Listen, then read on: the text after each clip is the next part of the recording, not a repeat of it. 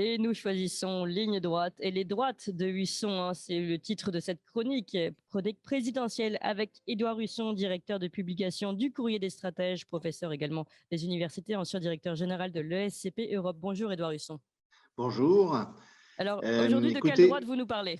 alors, je voudrais qu'on fasse un petit détour par la Hongrie, Ah, parce que c'est assez étonnant. Finalement, on a un Premier ministre hongrois qui est élu pour la quatrième fois de suite avec un résultat qui dépasse tout ce qu'on avait attendu, hein, puisque on s'attendait à une majorité très, très serrée.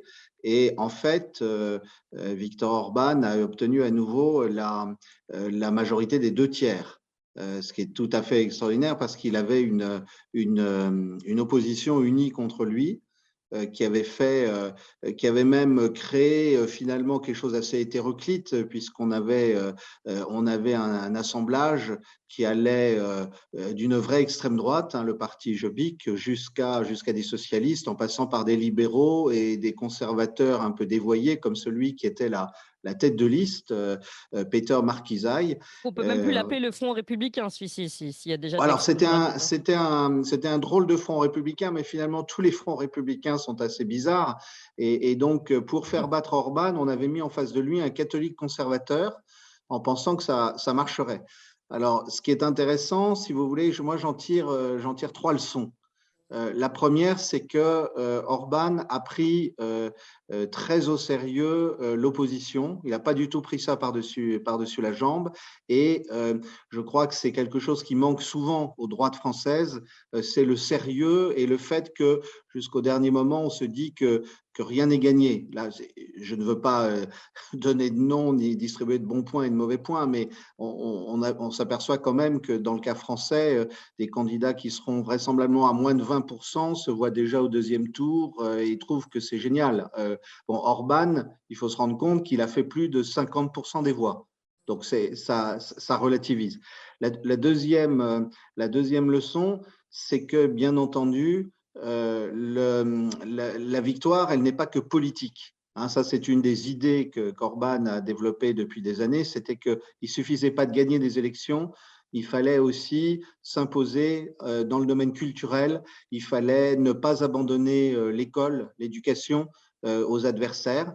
Et donc ça, c'est quelque chose sur quoi il a travaillé. Et je pense que c'est une deuxième leçon. La troisième, c'est qu'aujourd'hui, l'enjeu d'élection d'un candidat conservateur ou d'un candidat qui ne soit pas, on va dire, dans la pensée dominante, c'est devenu un enjeu international. Euh, la, la, la question de la réélection d'Orban, ça passionnait tout le monde. D'ailleurs, si jamais il avait perdu l'élection, tous les titres des journaux étaient prêts, tous les médias étaient mobilisés. Alors, il y a quelque chose d'assez cocasse dans le fait que, comme il a gagné, le sujet est devenu inintéressant. On a juste contesté, on a juste dit que, en fait, il avait peut-être pas forcément créé les conditions favorables, etc. Bon, tout ça, c'est de la polémique.